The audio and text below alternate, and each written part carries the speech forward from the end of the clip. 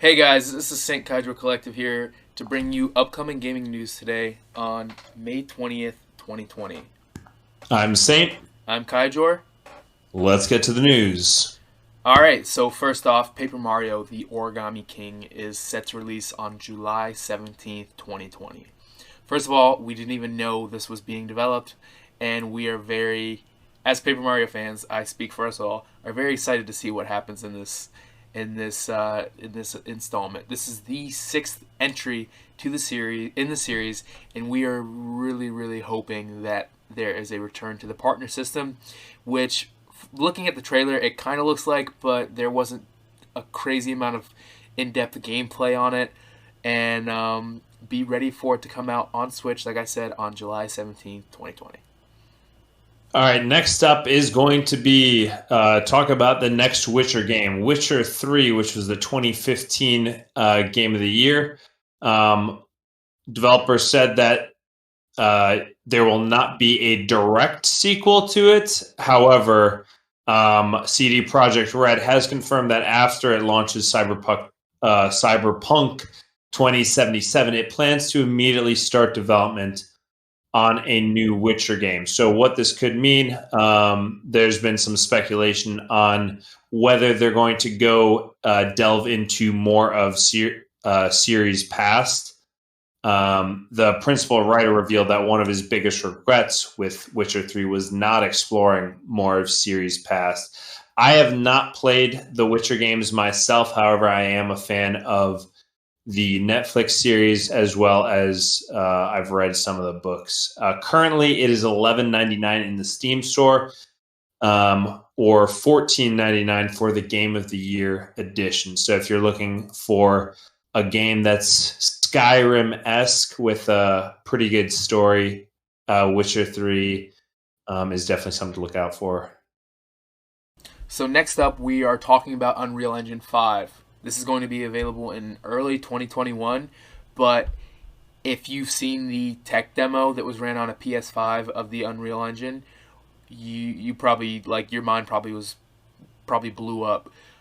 So it features something called nanite geometry, which, according to Unreal Engine, is streamed and scaled in real time. So there's no more polygon memory budgets, or draw count budgets. There's no need to bake details in the normal maps, and there's no loss in quality, which means we are excited for some really good games here. Graphically, just crazy games. And also, something to note in their press release was that royalties are going to be waived on revenues up to $1 million for developers.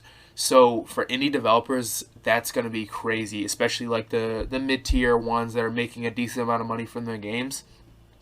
This is in comparison to Unity, which is up to $100,000, I believe. They won't take royalties, so this might cause them a shift in the game of game engines. And Unreal Engine is a pretty serious engine. All right, up next, Assassin's Creed Valhalla. So, Assassin's Creed, I've played through 6 of the Assassin's Creed games in my time. I think that the series has nearly limitless potential in that they're able to bring to light interesting periods of time through the Templar assassin scope and whatnot. So, definitely be looking for more Assassin's Creed games in the future.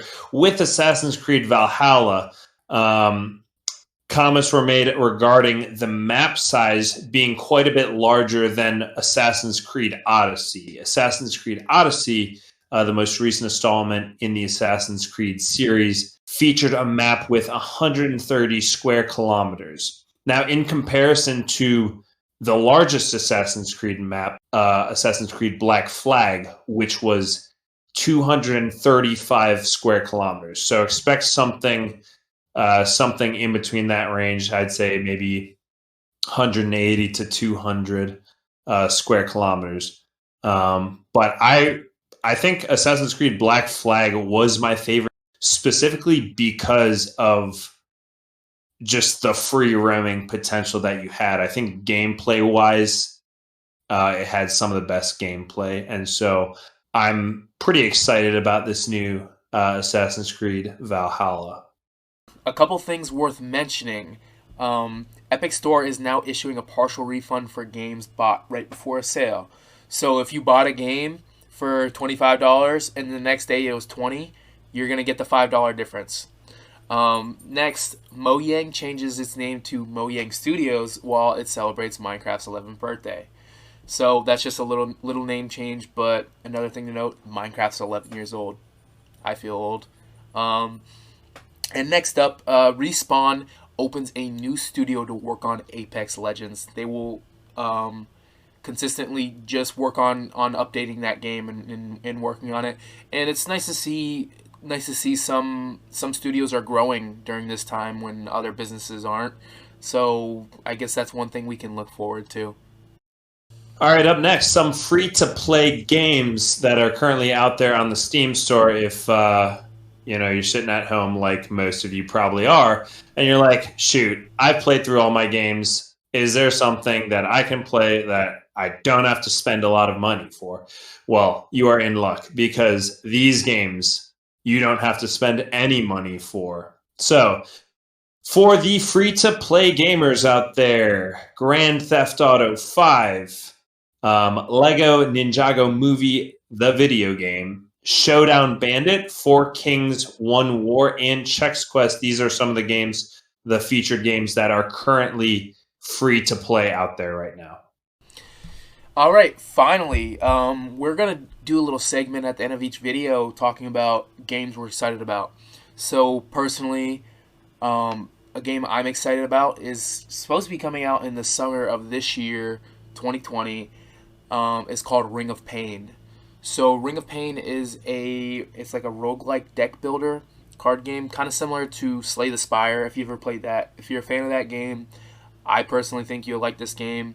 I like it a ton. Like I said, it's not out yet, but if you go to their Discord, I will link that in the description. They have a demo build of the game that's really fun. I've played through it like 20 times, and yeah, it's gonna be out this summer. If you want to check it out, check the link. All right, a game that I am currently playing through is Knights of the Old Republic 2. So this is kind of in the expanded Star Wars universe. Came out in 2004 and has a 9 out of 10 rating on Steam.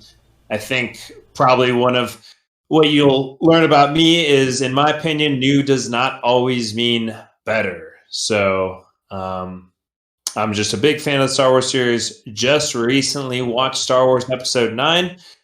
It was garbage, but if you're a Star Wars fan, you probably already knew that and expected that. All right. I think we are done. This was Saint Kyjor Collective. I'm Saint. I'm Kyjor. Have a great day, guys. Boom!